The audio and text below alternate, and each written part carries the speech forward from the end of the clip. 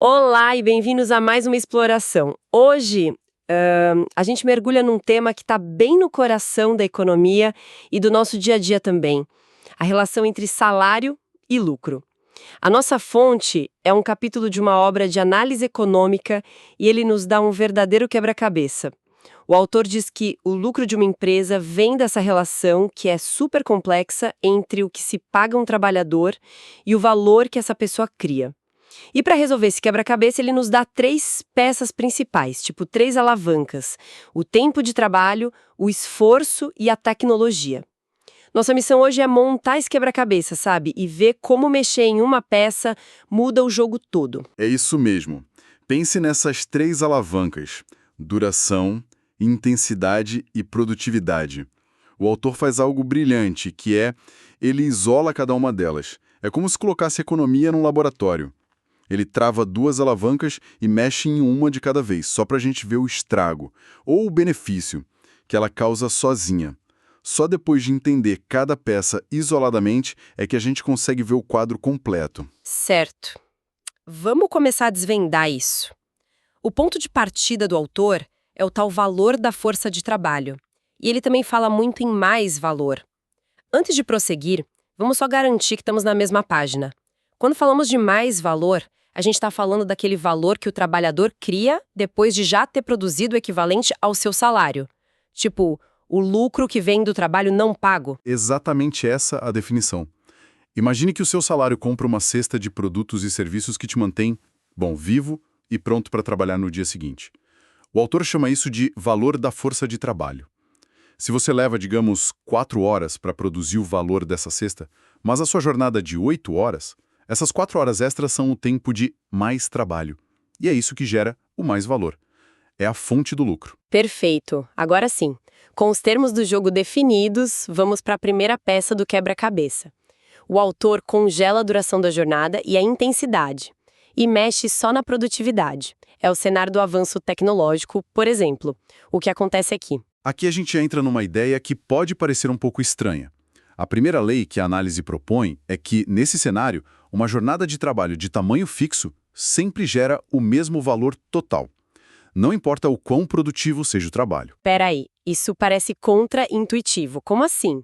Como é possível eu produzir, sei lá, o dobro de coisas no mesmo tempo com uma máquina nova e o valor total criado ser o mesmo? Para onde foi todo esse valor extra dos produtos? Essa é a pegadinha. O valor não está em cada produto individualmente, mas no tempo de trabalho que a sociedade considera necessário para produzir aquilo.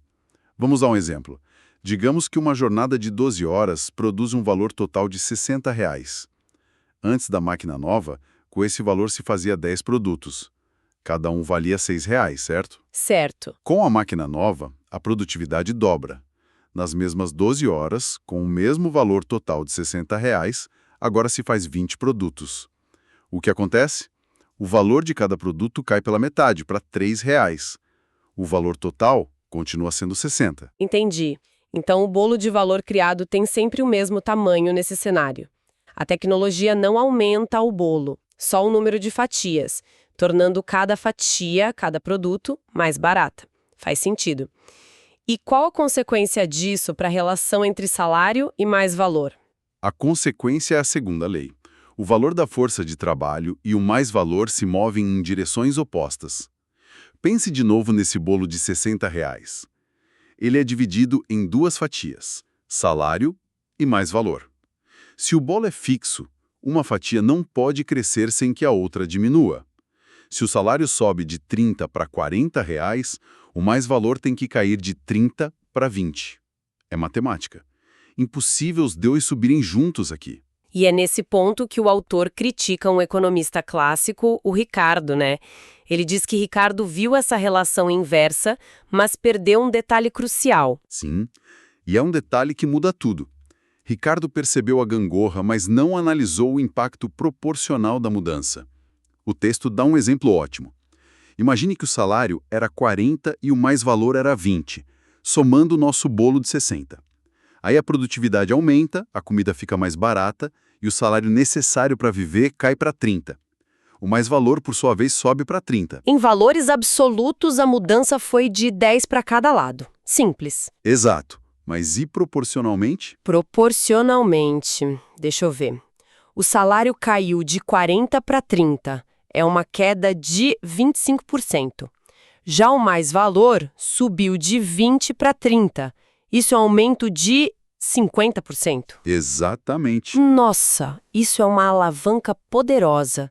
Quer dizer que, para o detentor do capital, uma pequena redução no custo do trabalho resulta num ganho percentual gigantesco. A matemática joga totalmente a favor dele nesse cenário. É quase uma ilusão de ótica financeira. É uma ilusão de ótica matemática com consequências bem reais.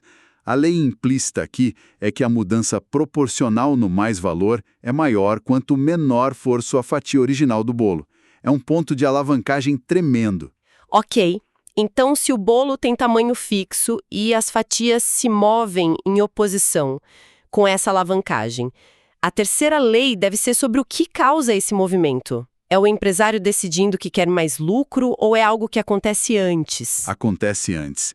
E essa é a terceira lei, que estabelece uma relação de causa e efeito muito clara. O aumento do mais-valor é sempre o efeito e nunca a causa. A sequência é sempre esta. Primeiro, a produtividade aumenta, geralmente em setores que produzem bens de consumo, como alimentos. Isso barateia o custo de vida. Como consequência, o valor da força de trabalho, o salário, pode cair. Só depois disso tudo, como resultado direto, é que o mais-valor aumenta. Certo, então aumentar a produtividade é uma forma de dividir o bolo de um jeito diferente, mais favorável ao capital. Mas e se não dá para inovar ou comprar máquinas novas?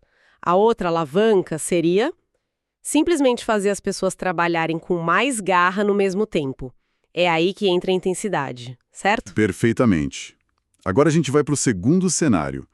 Travamos a duração da jornada e a produtividade e mexemos só na intensidade. E aqui, a lógica vira de cabeça para baixo. Um trabalho mais intenso significa mais energia gasta, mais esforço por hora. E, segundo a análise, isso cria um produto de valor maior. Ah, então a primeira lei do cenário anterior já era. O bolo não tem mais um tamanho fixo. Se as pessoas trabalham mais intensamente, o bolo todo cresce. Exato. A nossa jornada de 12 horas não produz mais o valor fixo de R$ 60. Com o ritmo alucinante, talvez ela produza 70 ou 80. O valor total gerado aumenta. E isso muda completamente a dinâmica entre as fatias. Se o bolo cresce, então não estamos mais num jogo de soma zero, teoricamente.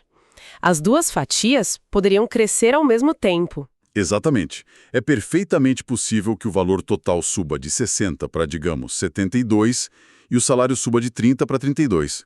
E o mais-valor também suba de 30 para 40. Ambos aumentam. Isso contrasta totalmente com o cenário da produtividade. E essa ideia de aumentar a intensidade não é coisa do século XIX, né? Pense nos centros de distribuição hoje com metas de pacotes por minuto, ou nos softwares que monitoram a atividade dos funcionários. A tecnologia mudou, mas a alavanca da intensidade parece mais atual do que nunca. Totalmente. Mas o texto faz uma ressalva importante aí, não é? Sobre o desgaste do trabalhador. Sim, uma ressalva crucial. O preço da força de trabalho pode até subir, mas se esse aumento não compensa o desgaste acelerado, o envelhecimento precoce, o estresse, na prática, esse salário maior pode representar uma queda em relação ao valor real da força de trabalho. Ela se esgota mais rápido. A pessoa está, na verdade, vendendo a saúde e o futuro por um pequeno acréscimo. Basicamente isso. Ok, entendemos a peça da produtividade e a da intensidade. Falta a terceira, a duração da jornada. O que acontece quando só mexemos no relógio, mantendo o esforço e a tecnologia constante? Aqui, a análise se divide em duas possibilidades, que são bem óbvias. Reduzir ou aumentar a jornada. Se a jornada é reduzida e tudo mais se mantém igual, o tempo que o trabalhador precisa para produzir o valor do seu sustento continua o mesmo. O que diminui é o tempo extra, o tempo de mais trabalho. Aí o que acontece? A fatia do mais-valor diminui. É uma perda direta para o capital. E o contrário, estender a jornada. O prolongamento da jornada é a forma mais direta e mais brutal de aumentar o mais-valor. Se um trabalhador produz seu sustento em 6 horas, mas a jornada é estendida de 8 para 10 horas, essas 2 horas extras são puro mais-valor. O texto destaca algo importante. Mesmo com a jornada estendida, o salário diário pode até subir um pouco, para compensar o maior desgaste. Mas em termos relativos ao bolo de valor total, que agora é muito maior, a fatia do trabalhador diminui drasticamente. E aqui a gente chega num limite físico.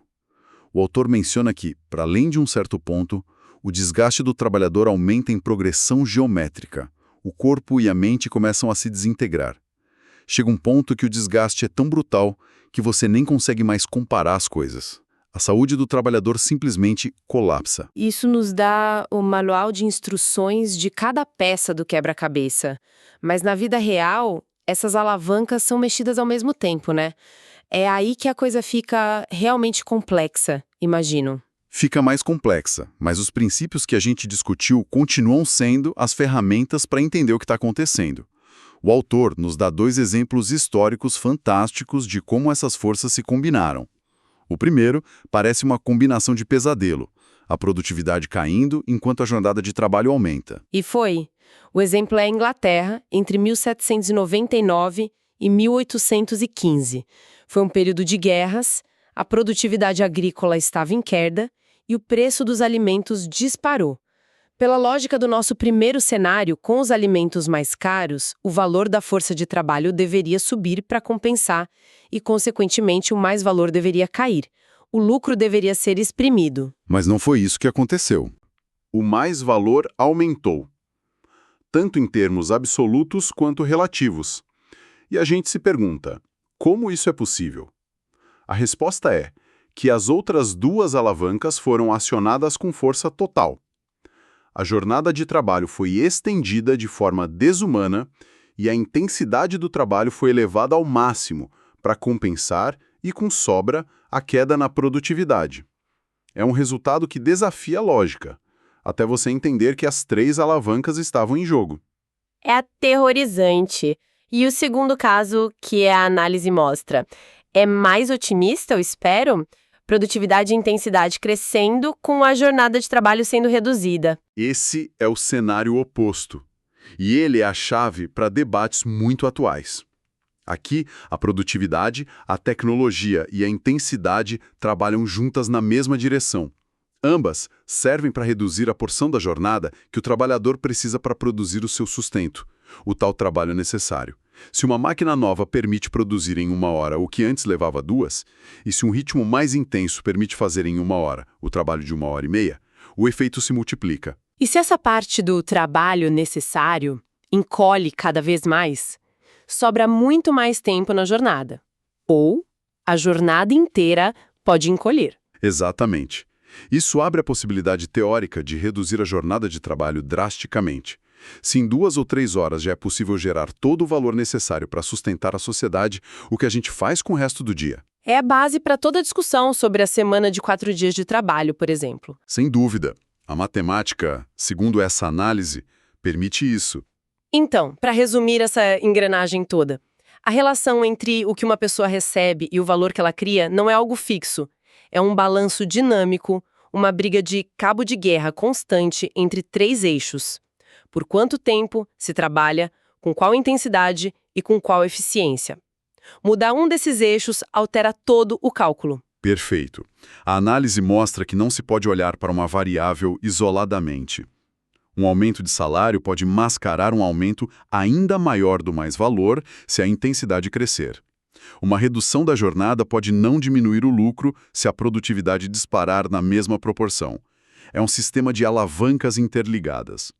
E toda essa matemática nos leva a uma questão quase filosófica sobre o tempo, que o autor resume de forma cortante no final, não é? Ele basicamente pergunta: para quem estamos economizando todo esse tempo que a tecnologia nos dá? Sim, a conclusão transcende a economia e vira uma questão social. A análise sugere que, à medida que a produtividade aumenta exponencialmente, a única coisa que impede a jornada de ser radicalmente reduzida é a forma como o trabalho é distribuído. O limite para a redução da jornada se torna a generalização do trabalho, ou seja, uma distribuição mais justa do esforço necessário entre todas as pessoas capazes de trabalhar. É uma passagem que conecta toda essa teoria a uma questão fundamental sobre o tipo de sociedade que queremos construir. Sem dúvida. E a provocação final que o texto deixa é a seguinte, e vale a pena citar diretamente. Na sociedade capitalista, produz-se tempo livre para uma classe, transformando todo o tempo de vida das massas em tempo de trabalho. É uma frase demolidora. Ela conecta diretamente essa análise teórica sobre valor e mais valor a uma questão essencial sobre como organizamos nosso tempo, nosso trabalho e, em última instância, nossas vidas. Uma reflexão poderosa para a gente levar depois de desmontar essa engrenagem tão complexa.